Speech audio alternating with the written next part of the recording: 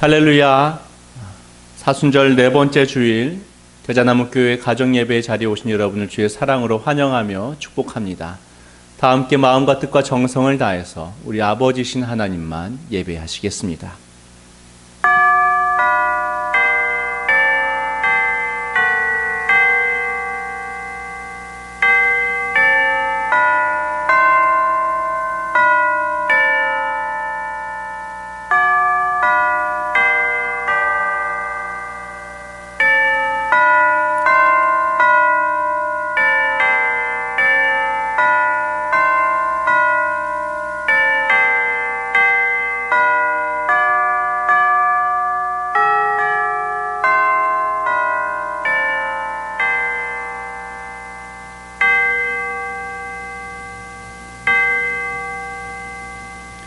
그러므로 우리는 예수로 말미암아 항상 찬송의 제사를 하나님께 드리자.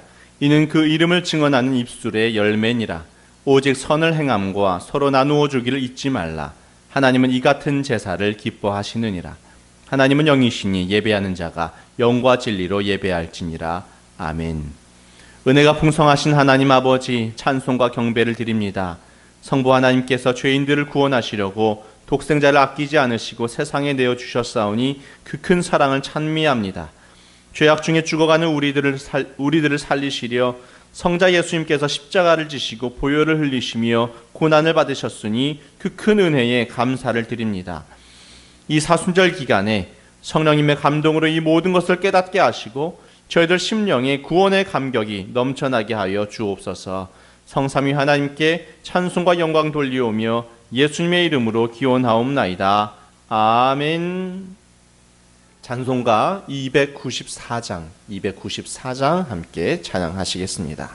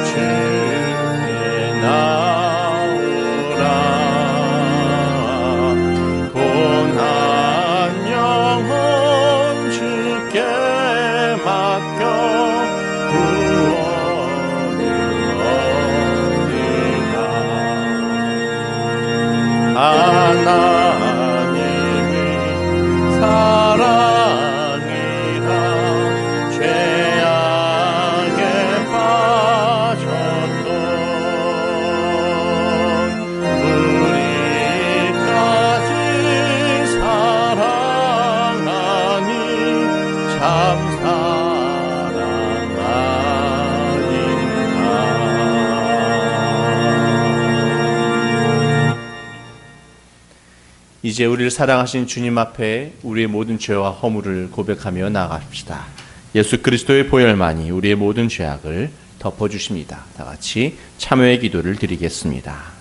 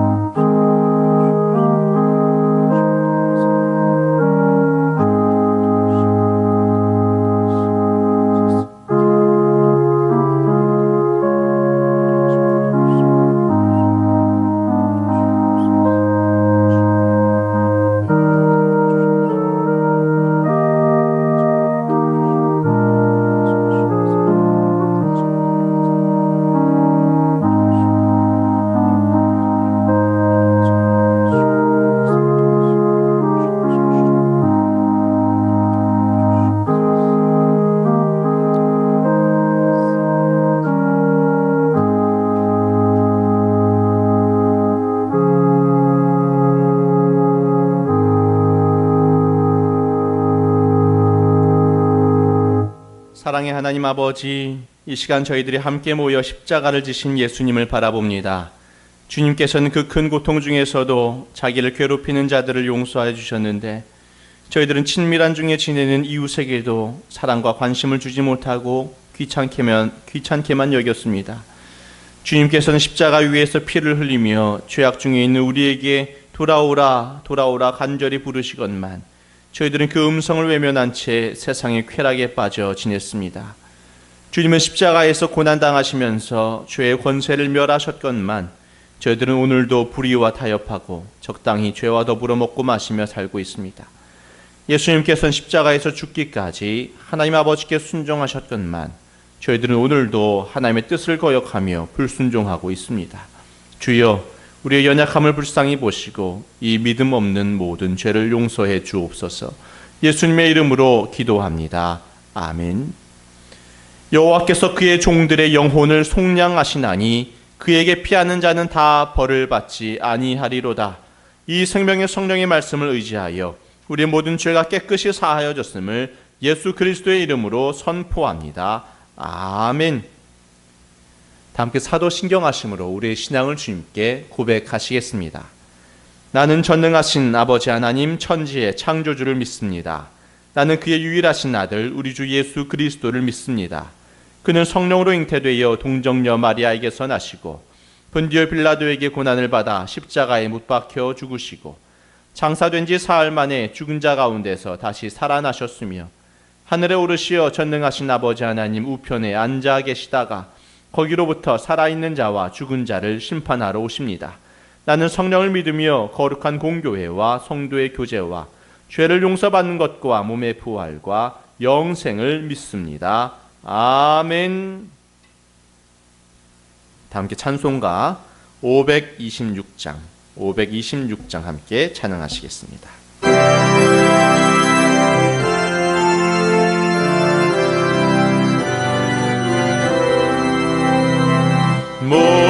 목마른 자들아 다 이리오라. 이곳에 좋은 샘 흐르도다. 힘쓰고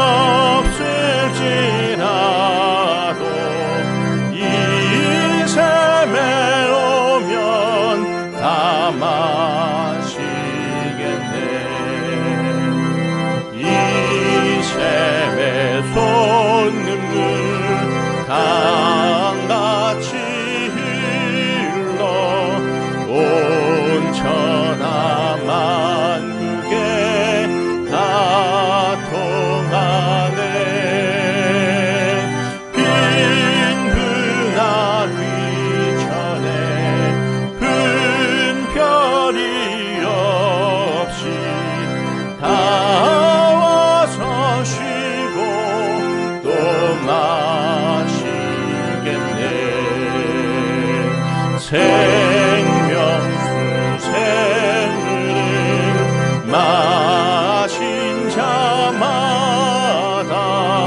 목 다시 마르지 아니하고 속에서 솟아나 생수가 되어 영원히 솟아 늘 풍성하리. 이 샘의 이름은 생명의 샘을 겨수정빛같이 늘 맑도다. 어린 양 보좌 근원이 되어 생명수 샘이 늘 그치지 않네.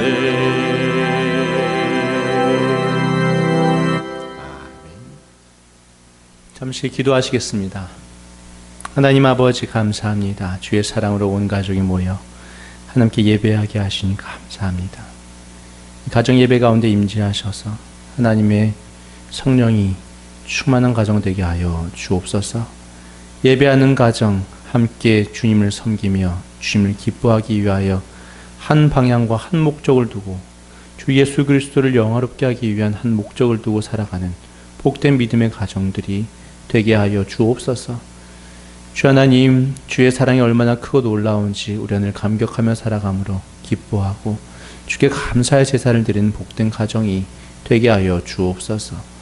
이제 말씀을 듣고자 합니다. 하나님께서 말씀을 들을 때 들을 수 있는 귀가 열리게 하여 주옵시고 온 가정이 말씀의 복으로 충만케 하여 주옵시고 믿음이 없는 자에게는 믿음이 생기게 하시고 믿음이 연약한 자에게 더욱더 강성하게 하여 주셔서 믿음의 승리를 맛보아 복된 삶을 살아갈 수 있도록 이 말씀을 듣는 시간 가운데에 주께서 기름으로 부어 주시옵소서. 예수님의 이름으로 간절히 기도하옵나이다. 아멘. 하나님께서 오늘 우리에게 주시는 말씀은 로마서 6장 14절의 말씀입니다. 신약성경 로마서 6장 14절의 말씀, 제가 말씀을 낭독하겠습니다. 죄가 너희를 주장하지 못하리니 이는 너희가 법 아래에 있지 아니하고 은혜 아래에 있음이라. 아멘. 하나님의 말씀입니다. 오늘날 마귀가 공격하고 있는 기독교의 근본 원칙이 무엇입니까? 바로 믿음으로 의롭게 된다라는 것입니다. 여러분, 아무리 거룩을 얘기한다고 해서 거룩해지는 것이 아닙니다. 아무리 올바른 삶을 구구절절히 알려주고 가르쳐 준다고 해서 올바른 삶을 살 수 있는 거룩의 능력이 생기는 것이 아닙니다. 오히려 그런 율법적 가르침은 거룩과 멀어지게 됩니다. 중요한 것은 이겁니다. 우리의 의로움은 우리로 말미암지 않는다는 것입니다. 우리의 의로움은 예수 그리스도로 말미암는다는 것입니다. 우리는 매일 잘못된 생각, 잘못된 감정들, 그런 것들로 막 무너질 때가 있습니다. 그러면 우리가 죄인이 되는 것인가? 결코 그렇지 않다는 것이죠. 우리는 영원한 의를 받았다는 것입니다. 이게 복음의 정수인데 마귀가 이 믿음으로 의롭다함을 공격하는 거예요. 그래서 어떻게 합니까? 늘 내 행위를 보게끔 하죠. 내 순종의 종류와 내용을 보게끔 합니다. 우리의 믿음은요, 나를 볼 때는 믿음이 생기지 않습니다. 오직 예수 그리스도, 나를 위하여 십자가의 공로를 행하신 예수 그리스도를 바라볼 때에만이 그때 믿음이 생기고 믿음이 자라나는 것입니다. 성경은 영적 전쟁을 이렇게 표현합니다. 고린도후서 10장 4절에 우리의 싸우는 무기는 육신에 속한 것이 아니요 오직 어떤 견고한 진도 무너뜨리는 하나님의 능력이다. 우리가 영적 전쟁할 때 싸우는 무기가 뭐냐면 어떤 견고한 진도 무너뜨리는 하나님의 능력이래요. 그 무기인 하나님의 능력은 어떤 능력이냐? 어떤 이론도 무너뜨리며 세상의 모든 이론들을 다 무너뜨려요. 특별히 인과응보의 이론. 착하게 살면 복받고 나쁘게 살면 저주받는다라고 하는 그 오래된 이론도 무너뜨립니다. 그리고 하나님의 능력은 하나님 아는 것을 대적하여 높아진 것을 다 무너뜨리고 모든 생각을 사로잡아 그리스도에게 복종하게 합니다. 근데 여기서 그 하나님의 능력이 나의 모든 생각을 사로잡아서 그리스도에게 복종하게 한다라고 했을 때, 이것을 킹 제임스 버전 성경을 보면 이것이 오히려 옳은 번역이라고 할 수가 있겠는데요. Bringing into captivity every thought to the obedience of Christ라고 합니다. 그러니까 우리의 모든 생각들을 다 사로잡아서 우리를 어디로 이끌고 가느냐면 그리스도의 순종으로 이끌고 간다는 거예요. 우리의 모든 생각들이 나의 순종, 내 행위가 아니라 하나님의 능력은 뭐냐? 내 모든 생각을 그리스도의 그 완벽한 순종에 초점을 맞추게 한다는 거예요. 우리는 완벽할 수 없습니다. 우리는 늘 넘어집니다. 그런데 하나님의 능력, 우리가 싸우는 가장 강력한 무기는 뭐냐? 나를 위하여 완벽한 순종을 이루신 그리스도를 보게 한다는 거죠. 할렐루야. 마귀는 늘 나 자신의 순종이나 불순종을 바라보게 해요. 영적 전쟁의 핵심은 뭐냐? 나의 모든 생각으로 사로잡아 예수님의 완벽한 순종을 보는 것입니다. 마귀는 늘 내 순종을 보게 하고 과연 충분하냐라고 묻습니다. 늘 부족하다고 하죠. 마귀는 순종을 해도 늘 부족하다 하죠. 마귀는 언제나 정죄하고 비난하죠. 하루에 성경 10장을 읽으면 어떤 권사님은 20장 읽는다더라. 하루에 30분 기도하면 어떤 권사님은 2시간 기도한다더라. 늘 그렇게 다운되게 만들죠. 반대로 자만하게 만들기도 하고요. 여러분들 자기를 쳐다보면, 자기 의를 추구하면 하나님의 의를 받을 수가 없습니다. 자기 의는 모든 죄의 근원이 되는 것입니다. 아담과 하와도 하나님처럼 되고자 했잖아요. 선과 악을 구별할 수 있는 열매를 먹어서 자기가 의가 되어서 자기가 의롭냐 불의하냐를 판단하고자 하는 자리에 서고자 했다는 것입니다. 하나님처럼 되고자 했다는 거예요. 자기 의를 믿고자 했다는 것입니다. 그것이 바로 첫 번째 죄였다는 거예요. 그리고 나서 그들은 은혜에서 떨어져 버리는 거죠.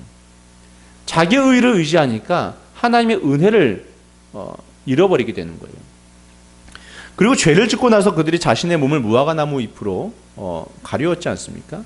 무화과나무 잎은 피 흘림이 없습니다. 그러나 그 죄가 가려지기 위해서는 반드시 피 흘림이 있어야 된다고 하나님께서 말씀을 하시는 거예요. 그래서 하나님께서 동물을 잡으셔가지고 가죽 옷을 지어서 그들에게 입히시지 않습니까? 그 가죽 옷이 바로 예수 그리스도의 피 보혈을 상징하는 그리스도가 가죽 옷이죠. 그래서 그 죄 지은 자들에게, 아담과 하와에게 하나님께서 그리스도라고 하는 옷을 입혀주신 것입니다. 여러분 삶에서 나의 의, 자기의 의를 몰아내지 않는 한 예수 그리스도의 이름으로 드리는 기도가 드려질 수가 없습니다. 그래서 산을 명하여 바다에 빠지우리라고 하는 그 기도의 능력이 있는 기도가 나갈 수가 없는 거예요. 성경은 율법이 생명이 아니다라고 했습니다. 오히려 죄의 권능이 율법이라고 얘기했어요. 생명은 은혜에 있는 것입니다. 거룩은 율법에 있지 않습니다. 거룩은 은혜에 있는 것입니다. 로마서 6장 14절에 죄가 너희를 주장하지 못하리니 이는 너희가 법 아래에 있지 아니하고 은혜 아래에 있습니다. 오늘 말씀입니다. 죄가 우리를 주장하지 못합니다. 어떻게 할 때요? 우리가 법 아래에 있지 아니하고 은혜 아래에 있을 때 그렇다는 거죠. 어떻게 거룩해집니까? 죄가 우리를 주장하지 못하리니, 질병이 우리를 주장하지 못하리니, 빈곤이 우리를 주장하지 못하리니. 왜요? 우리가 법 아래에 있지 아니하고 은혜 아래에 있기 때문에 그렇다는 것입니다. 고린도전서 15장 46절은 죄의 권능이 율법이라고 했어요. 여러분, 출애굽 후에 이스라엘 백성들이 이제 처음 출애굽했을 때 율법이 없었지 않습니다. 없었지 않습니까? 그리고 출애굽한 다음에 그들이 시내산을 향하여 가지요. 그리고 시내산에서 그들이 십계명 율법을 받게 됩니다. 그런데 그것 아십니까? 시내산에 가기까지 그들 가운데 아무도 죽지 않는다는 것입니다. 하나님은 그들을 치시지 않아요. 그들이 하나님께 불평 원망함에도 불구하고 하나님은 그들을 치시지 않고 죽이시지도 않으세요. 이스라엘에 출애굽할 때 금과 은을 바리바리 싸고 나왔습니다. 애굽인들이 그들에게 밀린 임금을 주었어요. 밀린 임금을 주었어요. 그래서 금과 은이 많았죠. 그럼에도 불구하고 그들은 금송아지를 만들지 않았습니다. 홍해 앞에 섰습니다. 홍해가 가로막았습니다. 그들이 엄청 불평했죠. 엄청 원망했죠. 우리를 죽이려고 하느냐. 모세와 하나님께 원망했습니다. 그럼에도 불구하고 하나님께서 아무 말씀도 하지 않으시고 홍해를 갈라주셨어요. 놀라운 은혜를 허락하신 것이죠. 홍해를 건넜습니다. 한동안 행복했습니다. 그럼에도 그들은 금송아지를 만들지 않았습니다. 마라의 쓴물을 만났습니다. 그래도 금송아지를 만들지 않았습니다. 그리고 물이 없어서 불평하고 원망했습니다. 그럼에도 불구하고 하나님께서는 바위 위에서 물이 나게 하셨습니다. 그 바위는 그리스도를 상징하죠. 그 물은 생명수를 상징합니다. 그러니까 그 불평 원망하는 그 죄 있는 자들 앞에서 하나님께서는 오히려 물을 먹이우셨어요. 그리고 이제 시내산 아래에 도착해요. 시내산에 도착한 거죠. 출애굽기 19장입니다. 그리고 출애굽기 20장에 넘어가면 십계명을 받습니다. 율법을 받습니다. 근데 출애굽기 19장에 보게 되면 하나님께서 모세를 통하여서 이스라엘 백성들에게 이야기하게끔 하십니다. 내가 너희들로 제사장 나라가 되게 하겠다. 그랬더니 백성들이 이렇게 얘기를 합니다. 히브리어로 콜 아시르 디빌 아드나이 나 아셋라고 합니다. 나 아셋이라는 것은 우리가 할 수 있습니다라는 거예요. 우리가 제사장 나라가 될 수 있습니다. 우리가 하나님께서 뭐라고 명하시든지 무슨 계명이든지 다 지킬 수가 있습니다라고 얘기를 하는 거예요. 아주 자만심에 가득 찬 이야기입니다. 나 아셋. 우리가 다 할 수 있습니다. 이것은 율법을 받기 전이에요. 계명을 받기 전입니다. 그러자 하나님께서 어조를 바꾸셨어요. 아주 무서운 하나님으로 그들을 대하십니다. 하나님의 모세에게 백성들로 하여금 아무도 산에 가까이 오지 말게 하라라고 계속 반복해서 말씀을 하신 것을 볼 수가 있어요. 짐승이든 사람이든 어느 누구든지 간에 너희들이 내 산으로 가까이 오면 죽게 될 것이다 라고 얘기를 합니다. 그것을 반복해서 얘기하죠. 어조를 확 바꾸셔서 얘기하십니다. 그전에는 불평하고 원망하는 이스라엘 백성들이 하나님께서 친밀히 행하셨어요. 언제나 그 죄 짓는 자들 앞에서 오히려 여전히 복을 주셨다라는 거예요.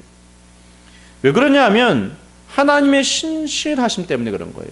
이스라엘 백성들은 불신실하였지만 이스라엘 백성들의 선함 때문이 아니고 그들은 선하지 못했지만 하나님의 선하심과 하나님의 신실하심으로 그들이 불신실함에도 불구하고 하나님께서는 그들에게 은혜와 복을 주셨어요. 불평하는 것은 분명히 죄였지만 말이죠. 그래서 하나님께서 그 은혜를 계속 베풀면서 그들이 은혜 가운데서 그들이 점점 더 성화되기를 원하셨던 것입니다. 하지만 시내산 아래에서 백성들은 이렇게 얘기를 하는 거예요. 주님의 선하심으로 우리에게 복 주시지 말고 우리의 행위를 보시고 우리에게 복 주십시오. 이렇게 얘기하는 거예요. 우리 할 수 있습니다. 우리 잘 지킬 수 있습니다. 잘 순종할 수 있습니다. 우리 순종 보시고 복 주세요. 하나님 그래서 그렇게 얘기하는 거예요. 너희를 복 주기 위해서 내가 심판하고 너희를 복 주기 위해서 내가 너희들을 점수 매기고 평가하고 너희들이 옳은 대로 너희들에게 복을 주기를 원하느냐?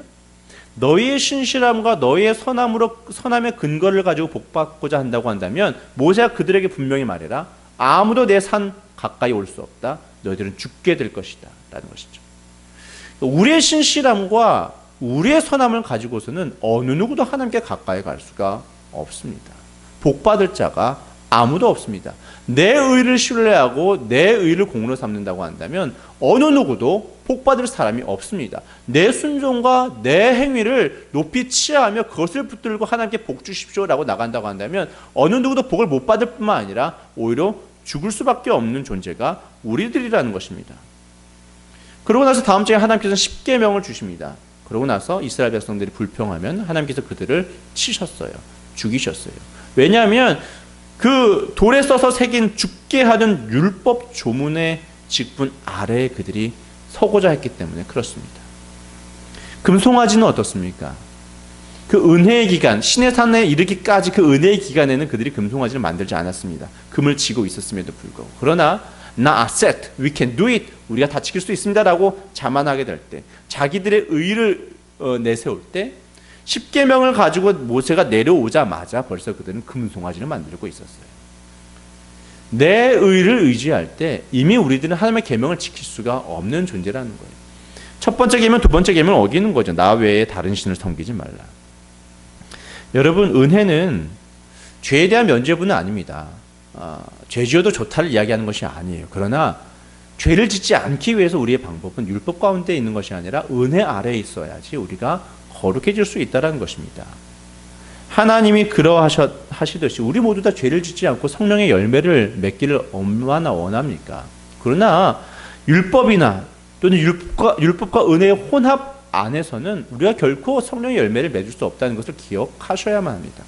그래서 예수님께서는 새 포도주를 낡은 가죽 부대 안에 두지 말라고 얘기하시는 거예요. 새 포도주, 은혜, 낡은 가죽 부대, 율법, 그것과 섞지 말라는 것입니다. 그러면은 포도주가 발효돼가지고 가죽 부대가 터져서 둘 다 잃어버리게 된다는 것입니다. 뜨겁든지 차든지 하라는 것입니다. 뜨겁든지 새 언약입니다. 예수 그리스도의 보혈의 언약입니다. 차든지 돌로 새겨진 율법입니다. 차든지 뜨겁든지 하라. 찬 건 그래도 괜찮다는 거예요. 율법 가운데 푹 빠지게 되면 결국 너희들이 실패자라는 것을 깨닫게 되어지고 뜨거움을 향하여 다시 올 수 있는 기회가 생기니까. 그러나 문제는 뭡니까? 미지근한 겁니다. 은혜도 붙들고 율법도 붙들고 혼합신앙, 이것이 가장 위험하다라는 거예요. 미지근하면은 은혜만을 붙잡을 수 있는 마음이 안 생기니까. 그래서 너희들이 미지근하기 때문에 내가 너희들을 토하여 내칠 것이다. 이렇게 하나님께서 말씀하신다는 얘기죠. 여러분, 어떻게 하면 우리가 거룩하고 성령의 열매를 맺습니까? 은혜 아래에 있어야 됩니다. 누가복음 18장과 19장을 비교해 보아야 됩니다. 누가복음 18장에 보면은 젊은 부자가 나옵니다. 그 사람이 예수님께 말하죠. 선한 선생님, 내가 어떻게 하여야, 무엇을 하여야 영생을 얻을 수가 있습니까? 중심이 뭡니까? 무엇을 하여야, 내가 뭘 해야, do에 있습니다. do. 내가 무엇을 해야 영생을 얻을 수가 있습니까? 거기에 대한 예수님의 바른 대답은 무엇이었겠습니까? 복음을 전하셔야 됐겠죠. 나를 믿어라. 그럼 너가 영생을 얻을 수 있을 것이다. 근데 예수님께서 그에게 율법을 주십니다. 율법을 지켜라. 살인하지 말고, 간음하지 말고, 도둑질하지 말고, 거짓말하지 말라. 그때는 그 젊은 부자가 얘기하죠. 제가 어렸을 때부터 그거 다 지켰습니다. 율법 그거 제가 다 지켰습니다. 예수님께서 그를 보시고 사랑하는 마음으로 이렇게 얘기하시죠. 그래? 근데 너가 한 가지가 부족하다. 너에게 한 가지 부족한 것이 있으니. 여러분, 우리가 율법을 자랑하면, 내가 무엇을 행하고 내가 얼마나 잘 순종하고 내 행위를 자랑하게 되면 그 율법은 늘 여러분들에게 더 한 가지만 더를 요구할 것입니다. 구원받기에 한 가지가 부족해. 여러분, 한 가지만 부족해도 구원받을 수가 없는 것이거든요. 너에게 있는 것을 다 팔아 가난한 자에게 주어라. 그리고 나를 따르라. 부자는 한 푼도 못 주고 근심하며 사라졌습니다. 예수님이 그에게 율법을 주시니까 한 푼도 포기하지 못하고 주님을 따르지 못했어요. 바로 그 다음 장에 누가복음 19장입니다. 성령님께서 이 두 장을 일부러 우리에게 교훈을 주시고 붙여놓으셨어요. 누가복음 19장에 보시면은 예수님이 여리고성을 지나가시다가 돌 무화과 나무 위에 올라가 있는 삭개오를 보십니다. 키가 작아서 위에 올라가서 예수님을 보고자 했었던 것이죠. 예수님은 삭개오를 보시고 이렇게 얘기하죠. 삭개오야, 내려오라. 내가 너의 집에 유하여야 하겠다. 사람들이 수근수근거립니다. 왜냐하면 삭개오는 이름난 죄인이었거든요. 세리였기 때문에 그렇습니다. 그런데 예수님께서는 그 죄인에게 먼저 손을 내미시는 능력이 있으셨죠.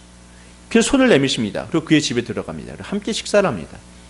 예수님께서 삭개오에게 율법을 주시지 않으셨습니다. 그런데 삭개오가 먼저 이렇게 얘기를 하죠. 주님, 제가 저의 소유의 절반을 가난한 자들에게 나누어 주겠습니다. 혹여나 제가 속여서 빼앗은 것이 있으면 4배로 갚겠습니다. 예수님이 율법을 얘기도 안 하셨는데 그가 먼저 이렇게 하겠다고 얘기합니다. 그래서 예수님이 그렇게 얘기하십니다. 구원이 이 집에 이르렀다. 이 사람도 아브라함의 자손이다. 누가복음 18장에서는 예수님께서 율법을 주셨는데 그는 한 푼도 포기하지 못하고 근심하며 돌아갔습니다. 그러나 19장 반면 은혜 아래에 두신 삭개오. 삭개오는 은혜를 깊이 느꼈죠. 어찌 나 같은 죄인의 집에 들어오신단 말입니까? 어찌 나 같은 죄인의 집에 오셔서 나와 함께 식사를 해주십니까? 은혜에 감격해서 그는 율법을 기꺼이 순종하는 사람이 됩니다. 여러분, 우리의 믿음을 뭐라고 얘기할 수 있을까요? 무엇을 믿는 것이라고 할 수 있을까요? 그것은 예수님의 은혜를 믿는 것입니다. 우리가 믿는 것은 예수님의 은혜를 믿는 거예요. 로마서 4장 5절에 보면 이를 아니할지라도 경건하지 아니한 자를 의롭다 하시는 이를 믿는 자에게는 그의 믿음을 의로 여기시다니. 자, 우리는 뭐를 믿는 겁니까? 경건하지 아니한 자를 의롭다 하시는 이를 믿는 거예요. 그러면 하나님께서 그 믿음을 우리에게 보시고 의롭다 하신다는 것입니다. 경건하지 아니한 자를 의롭다 하시는 이를 믿는 믿음이 여러분에게 있기를 간절히 원합니다. 왜 경건치 아니한 자를 의롭다 하십니까? 예수 그리스도라고 하는 근거를 가지고 그렇게 하시는 겁니다. 로마서 4장 6절에 보면 일한 것이 없이 하나님께 의로 여기심을 받는 사람의 복에 대하여 다윗이 말한 바, 우리는 복이 있는 거예요. 그 믿음이 있는 사람은 복이 있는 거예요. 그 믿음을 가진 사람은 복이 있는 거예요. 그 복에 대해서 다윗이 이렇게 얘기해요. 불법이 사함을 받고 죄가 가려짐을 받는 사람들은 복이 있고. 그러니까 다윗은 그 시대에 이 신약의 은혜 가운데 있는, 은혜 아래에 있는 우리들을 다윗이 본 거예요. 부럽다, 너무나 부럽다. 그 사람들이 너무나 부럽다. 불법이 사함을 받고 죄가 가려짐을 받는 사람 참으로 부럽다라고 얘기하는 것입니다. 그러고 나서 그 다음에 이렇게 얘기합니다. 주께서 그 죄를 인정하지 아니하실 사람은 복이 있도다. 여기서 하지 아니하실, 죄를 인정하지 아니하실, 이것은 이중 부정이에요. 우매입니다. 헬라어로 우매. 우 부정이고요. 매 이것도 부정입니다. 이중 부정은 완전 부정이에요. 결코 절대로 인정하지 아니하신다는 것입니다. 주께서 그 죄를 결코 절대로 인정하지 아니하실 사람은 복이 있도다. 사랑하는 성도 여러분, 우리의 믿음은 여기에 있는 것입니다. 이 믿음을 갖는 여러분 될 수 있기를 간절히 축복합니다. 우리는 그래서 은혜를 믿는 것입니다. 그 믿음으로 의롭게 되는 것입니다. 베드로가 예수님에 대하여 얘기를 들었어요. 처음에. 그리고 어느 날 예수님을 처음 만나 뵙게 되는 장면이 나오지요. 예수님이 베드로에게 너의 배를 좀 빌려달라고 요청하셔서 그 배를 빌려줬습니다. 예수님이 해변가에 앉아있는 사람들에게 말씀을 전하시고 나서 사람들을 돌려보내고 베드로에게 이렇게 얘기하죠. 그물을 내려 고기를 잡으라고. 밤새도록 그물질을 했는데 못 잡았던 베드로가 그물을 내려 순종해서 그물을 내립니다. 2배 가득 담길 정도로 물고기가 잡히게 되어지죠. 그러고 나서 베드로가 예수님께 뭐라고 얘기한 줄 아십니까? 무릎을 꿇고 나를 떠나소서 나는 죄인이로소이다 라고 얘기합니다. 여러분, 그때 베드로가 예수님이 어떠한 면모를 보았겠습니까? 예수님의 거룩함을 보았겠습니까? 사랑이라고 하는 면모를 보았겠습니까? 거룩함이죠. 나를 떠나소서 나는 죄인입니다. 여기에는 예수님의 거룩함을 본 거예요. 예수님은 거룩하신 분이십니까? 거룩하신 분이시죠. 거룩하신 분이십니다. 그런데 3년 반을 주님과 함께 보내고 나서 3년 반이 지났습니다. 예수님께서 잡히시기 전날 밤에 그 제자들을 불러 모아놓고 마지막 6월절 만찬을 행하시면서 그 제자들에게 그렇게 얘기하시죠. 예수님을 배반할 자가 있다.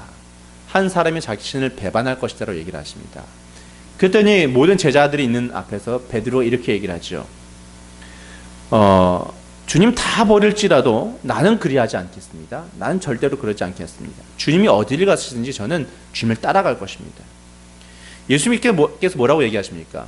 베드로야, 너가 오늘 이 밤 닭이 2번 울기 전에 너가 나를 3번 부인할 것이다. 그럴 리가 절대 아닙니다. 절대 아닙니다. 아닙니다.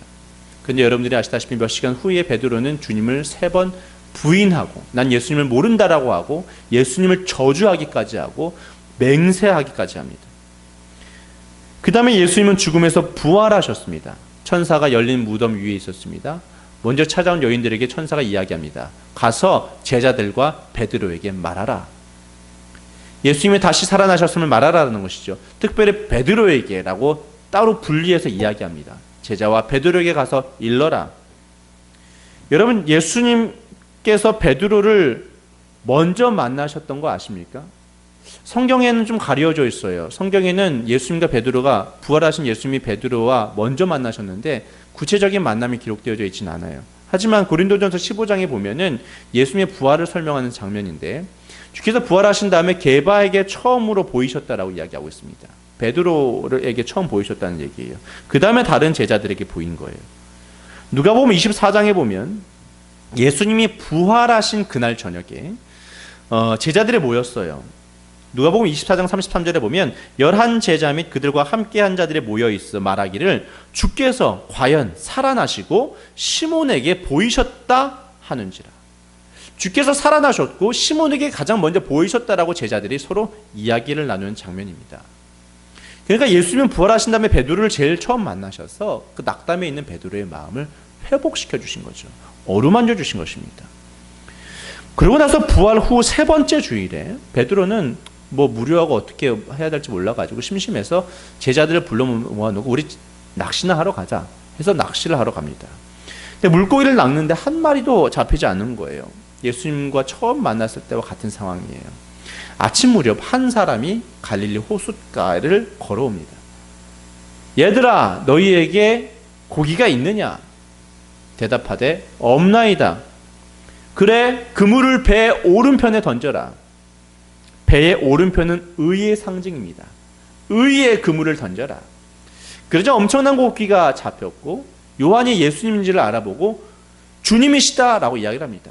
베드로가 주님이신 줄 알아보고 곧바로 배 위에서 뛰어내려 물로 뛰어들어가서 주님께 달려가죠. 여러분, 예수님을 처음 만났을 때 베드로는 예수님의 무엇을 느꼈습니까? 주님 나를 떠나소서 난 죄인이로소이다. 주님의 거룩함을 느꼈습니다.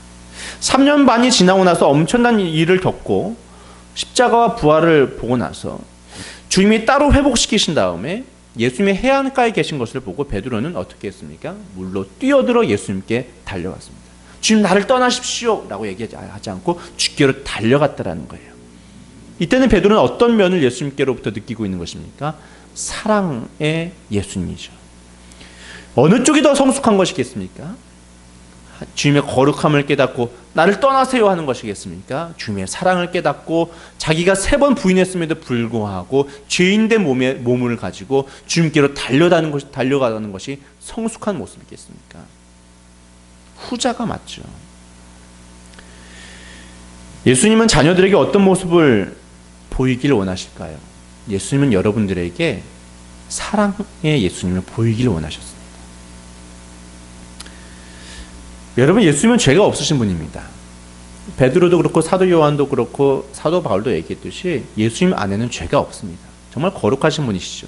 그런데도 예수님은 죄인을 만나 주셨습니다. 세리와 창기의 친구들이셨습니다. 그들은 그 은혜를 받았죠. 바리새인들은 예수님의 거룩함에 아무도 접근하지 못하게 막았었습니다. 그리고 자기들하고만 관계 맺고자 했습니다. 창녀가 가까이 오면은 싫어했습니다. 그들은 자기들도 천국에 들어가지 못하고 다른 이들도 천국에 들어가지 못하도록 막았었던 사람들이 그 율법의 사람, 바리새인들이었다는 거예요. 사랑하는 성도 여러분, 왜 사람들이 세상적으로 변할까요? 왜 육신의 정욕과 안목의 정욕과 이생의 자랑으로 빠져들어갈까요? 그것은 의지력이 약하기 때문이 아닙니다. 사도 요한이 이야기합니다. 누구든지 세상과 세상에 있는 것을 사랑하면 아버지의 사랑이 그 안에 있지 아니하다. 그러니까 하나님을 사랑하지 않아서 세상적으로 된 것이 아니라 하나님의 사랑을 깨닫지 못하기 때문에 그런 거예요. 하나님 아버지의 사랑이 그 안에 없기 때문에. 그렇기 때문에 세상의 정욕을 쫓지 않기 위해서 우리가 해야 될 것은 무엇입니까? 이 세상이 거룩해지게 하기 위해서 주님 다시 오실 그날을 준비하는 우리 자신과 또한 세상이 되기 위해서 우리는 어떻게 해야 됩니까? 하나님의 사랑을 전해야 되는 것이죠. 이것밖에 방법이 없죠. 그들 안에 하나님의 사랑이 있게 해야 한다는 거예요. 그러면 저절로 세상으로부터 멀어지고 거룩해지는 것입니다. 오늘 밤 침실에 예수님께서 여러분에게 나타나신다고 한다면 여러분은 어떻게 하시겠습니까? 주님 나를 떠나세요. 나는 죄인으로서이다. 주님의 거룩함을 보고 거룩함을 깨닫기를 원하십니까? 아니면 주님 하면서 꼭 껴안겠습니까? 여러분 잘 들으십시오. 생각을 바꾸셔야 됩니다. 여러분의 마음속에 머리에서 은혜와 사랑은 기초적이고 아주 유아적인 것이고 거룩함이 더 깊고 대단한 깨달음이라고 생각하는 그 생각들을 지우셔야 돼요. 여러분 예수 그리스도의 사랑은 알아도 끝이 없습니다. 그래서 바울이 이렇게 얘기하지 않습니까? 그리스도의 사랑의 너비와 길이, 높이와 깊이를 더 알기를 원하노라. 여러분 율법을 알고자 하는데 성령은 필요 없습니다. 순종하면 복 받고 불순종하면 벌 받는다. 이거는 어느 세상 사람들이나 다 알고 있는 그런 기본적인 내용입니다. 그러나 그리스도의 사랑을 깨닫고자 한다면, 그리스도의 사랑이 얼마나 대단한 사랑인지 알고자 한다면 성령님이 반드시 도와주셔야 됩니다. 여러분, 나는 내가 받을 자격 없는 선한 것을 받을 수 있는 의인이 되었습니다. 왜요? 예수님 때문에. 예수님께서 악한 것을 받을 필요가 없는 분이 나 대신에 그 모든 악한 것을 받으셨기 때문에 선한 것을 받을 자격이 없는 내가 선한 것을 받을 수 있게 되어졌습니다. 할렐루야. 이것을 성령께서 깨닫게 해주시는 거예요. 여러분, 오해하지 마십시오. 하나님이 죄를 가볍게 여기신다는 것이 아닙니다. 하나님은 죄를 매우 무겁게 여기십니다. 그래서 자신의 외아들, 사랑하는 예수 그리스도를 이 땅 가운데 보내셔서 십자가에 달리기까지 하셨던 것입니다. 여러분, 하나님은 공의로운 하나님이십니다. 공의로운 하나님이세요. 죄를 반드시 다스렸어야만 했습니다. 죄에 대한 심판을 하셨어야만 됐습니다. 그래서 예수 그리스도께 세상의 모든 죄를 다 전가시키시고 예수님께 자신의 거룩한 분노와 경노를 다 쏟아부으셨어요. 우리가 받아야 할 모든 저주와 주님께 받아야 할 그 하나님의 경노와 분노하심을 주님께 다 쏟아부으셨어요. 그 심판의 채찍질을 나에게, 여러분에게 행하지 않고 주님께 행하셨어요. 그래서 예수님은 그 하나님의 분노를 다 받으신 다음에 외치셨어요. 다 이루었다. 내가 다 이루었다. 내가 다 이루었다. 영어로 finished, 끝났다. 주님의 십자가에 달리심으로 말미암아 모든 것이 다 해결되었다 라고 이야기하시는 것입니다. 그래서 예수님이 심판받으셨기 때문에 공의의 시각으로 본다면 거룩한 하나님이 더 이상 여러분들에게, 예수님을 믿는 저와 여러분들에게 죄를 묻지 못하시는 것이에요. 예수님이 여러분의 죄를 다 담당하셨기 때문에 여러분의 죄를 하나님께서 물을 수가 없는 것입니다. 죄의 값을 예수님이 다 받으셨기 때문에 너 죄값 받으라라고 하나님께서 우리에게 말씀하시지 아니하신다는 것이에요. 사랑하는 성도 여러분, 말씀을 맺겠습니다. 이런 전염병과 같은 대단한 일들을 만나게 되어지면 우린 두려워지기가 쉽습니다. 그래서 하나님 앞에 심판받지 않기 위해서, 마지막 날에 천국 가기 위해서 내가 거룩하게 살아야지, 의롭게 살아야지, 깨끗하게 살아야지, 이러한 율법적인 생각을 가질 때가 굉장히 많이 있고 쉬울 것입니다. 그러나 하나님께서 이런 환난의 때를 우리에게 보여주시고 맞닥뜨리게 하시면서 마지막 때를 준비케 하실 때에 하나님께서 원하시는 것은 무엇이겠습니까? 너가 부족한 것 한 가지가 있다. 그것을 행해라. 그것입니까? 그렇지 않습니다. 예수 그리스도 안으로 들어오라는 것입니다. 율법 아래에 들어가면은 아무도 하나님이 계신 산 가까이 갈 수가 없습니다. 그리스도의 은혜 아래에 있기를 원하시는 것이죠. 방주 안으로 들어오라는 것입니다. 노아가 심판을 예고하면서 뭐라고 얘기했습니까? 깨끗하게 사십시오, 거룩하게 사십시오, 그렇게 얘기했습니까? 아니에요. 방주 안으로 들어오십시오. 예수 그리스도 안으로 들어오십시오. 구원의 방주 안으로 들어오십시오. 사랑하는 성도 여러분, 죄를 지어도 좋다라고 얘기하는 것이 아닙니다. 성령의 열매를 맺을 수 있는 방법도 오직 우리가 은혜 아래에 있을 때의 죄의 권능을 이겨낼 수가 있는 것입니다. 하나님께서 왜 우리에게 고난을 주실까요? 그것은 단순히 깨끗하게 살려고 하는 원하심이 아니라 예수 그리스도의 그 십자가의 공로를 다시금 붙잡기를 원하시는 것이죠. 이 무시무시한 전염병, 아니 결국에 우리 모두 다 죽음이라고 하는 어느 누구도 벗어날 수 없는 강력한 그 힘 앞에 서게 될 것인데, 죽음이라고 하는 그 힘 앞에서 우리는 내 공로, 내 순종, 내 행위를 볼 것이 아니라 그리스도의 은혜 아래에 서 있어야 될 줄로 믿습니다. 지금 이와 같은 때에 우리는 주님을 묵상해야 됩니다. 그리스도의 심판 날이 언젠가는 옵니다. 마지막 때는 언젠가 옵니다. 전염병보다 더 무서운 때이죠. 마지막 영원한 심판이 이루어질 그때입니다. 그때 우리는 내 공로를 의지할 것이 아니라 주의 공로를 의지해야 하는 것이죠. 그리고 거룩하신 주님을 맞이하기보다 사랑이 풍성하신, 내 죄를 위해 십자가를 지시고 죽기까지 하신 그 주님의 사랑 앞에 우리가 감복하며 달려들어 주님의 품 안에 안길 수 있는 저와 여러분 될 수 있기를 간절히 축복합니다. 기도하시겠습니다.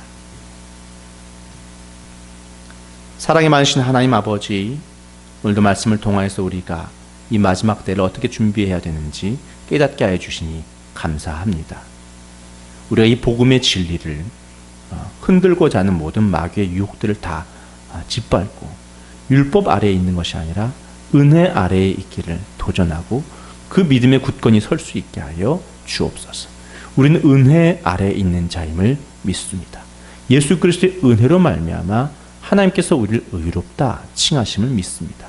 경건하지 아니한 우리들을 예수 그리스도의 보혈의 공로로 우리를 의롭다라고 하신 하나님이신 줄로 믿습니다.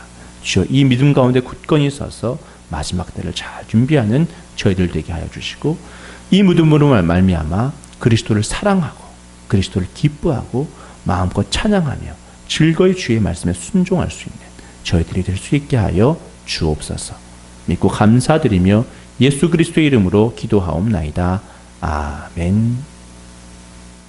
다 함께 찬송가 419장 부르시면서 정성껏 하나님께 봉헌하시겠습니다.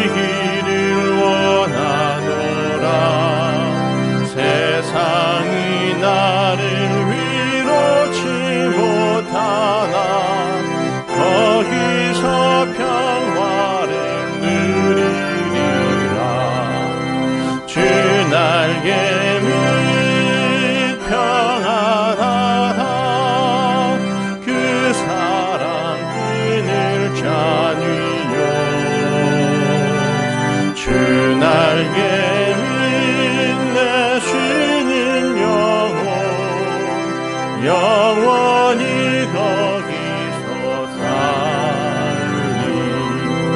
주 날개 밑 참된 기쁨이 있네. 고달픈 세상 길 가는 동안 나 거기 숨어 돌보심을 받고 영원한 안식을 얻으리라.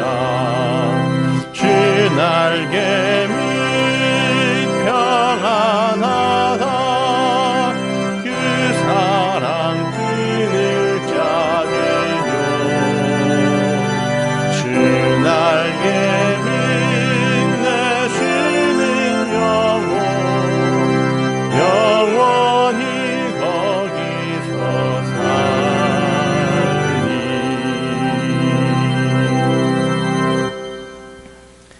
하나님 아버지, 주님께 온 마음을 다하여 기뻐히 감사한 마음으로 정성껏 주께 봉헌을 올려드립니다. 기뻐 받아주시고 이 쓰인 곳곳마다 주님께서 직접 간섭하여 주셔서 주님의 나라와 의를 위하여 귀하게 쓰임받는 예물 되게 하시고 수많은 영혼들이 주께로 돌아와 구원을 얻는 데에 크게 쓰임받는 예물이 될 수 있도록 주께서 받아 주옵소서. 드려진 모든 손길과 가정 가운데 주께서 주인 되어 주시고 왕으로 통치하여 주셔서 주의 나라의 평강과 그 샬롬이 가득한 삶과 가정이 되게 하여 주옵소서. 물질에 부족함이 없도록 늘 살펴주시고 꿈꾸고 소원하는 바 주님의 이름을 붙들고 간절히 기도하며 하나님께서 응답하여 주셔서 좋은 길로 형통케 하여 주옵소서. 주 예수 그리스도의 이름으로 감사해 드린 예물로 말미암아 아버지 하나님께서 넉넉히 기뻐하여 주실 줄로 믿습니다. 하나님, 이 예물로 말미암아 은혜 받고 복 받는 것이 아니라 주 예수의 이름으로 은혜 받고 복 받는 줄 믿습니다. 그 예수의 이름에 감사하며 드리는 헌금이오니 주께서 기뻐 받아 주시고 믿음의 역사와 믿음의 복이 충만케 하여 주옵소서. 예수님의 이름으로 감사하며 기도하옵나이다. 아멘. 이제는 우리 구주 예수 그리스도의 은혜와 하나님의 넘치고 끊임없는 사랑을 베풀어 주시는 그 은총과 성령님의 친밀한 교통교제에 감동 역사하여 주심이 오늘도 예수 그리스도의 의를 붙잡고 주께 감사의 제사를 올려드리는 모든 예배자들의 머리와 그 가정과 또한 이 나라 민족과 온 세계 위에 영원토록 함께 하시기를 간절히 축원하옵나이다. 아멘.